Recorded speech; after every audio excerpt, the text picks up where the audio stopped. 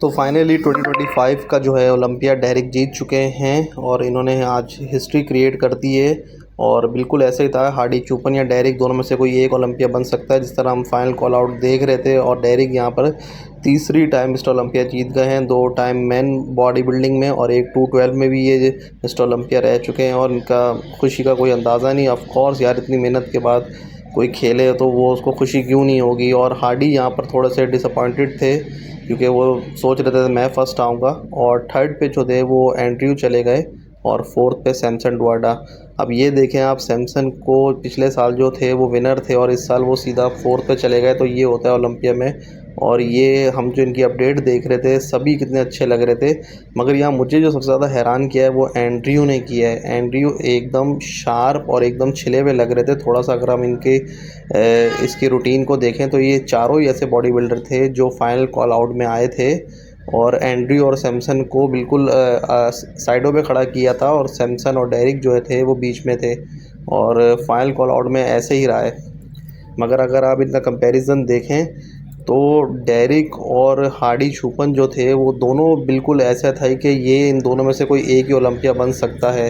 मगर हार्डी मेरा फेवरेट है, मगर अगर मैं सही बात करूं तो डेरिक यहाँ पर थोड़े से ज़्यादा अच्छे लग रहे थे। इनके ग्लूट्स में देखें फाइबर नज़र आ रहे हैं और साइज़ भी थोड़ा सा हार्डी से ज़्यादा है। तो मुझे नहीं लगता यहाँ कोई अनफेयर हुई ये चीज़, क्योंकि ये इतना बड़ा स्टेज है, इतने बड़े जजेस यहाँ बैठे हुए हैं, ये कभी भी अनफेयर नहीं हो सकता।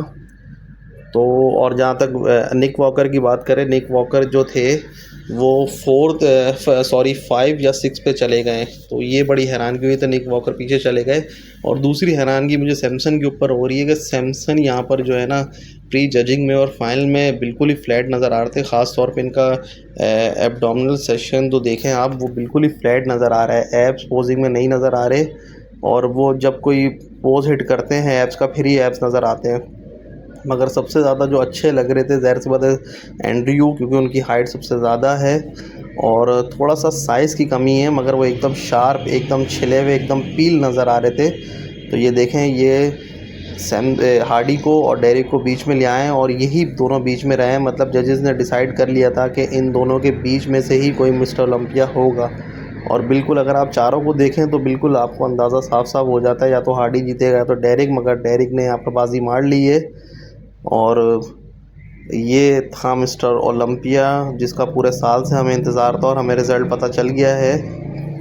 मगर मैं जो सबसे शौक हुआ हूँ देख के और जो मुझे अच्छा लगा है वो एंड्रयू को देख के लगा, क्योंकि एंड्रयू की बैग जो थी वो बहुत ज़्यादा ही सब में अलग नज़र आ रही थी।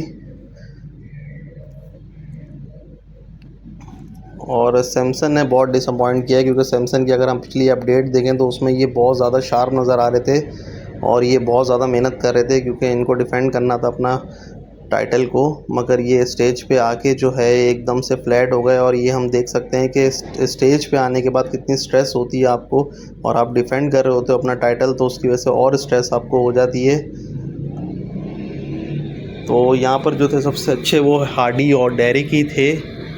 हर पोज़ में आप देखें तो हार्डी और डेरिक को ही बीच में रखा और यही सारे जो शो में जो थे वो हाईलाइट थे। और हमें तो पहले से पता था इन दोनों में से कोई विनर होगा।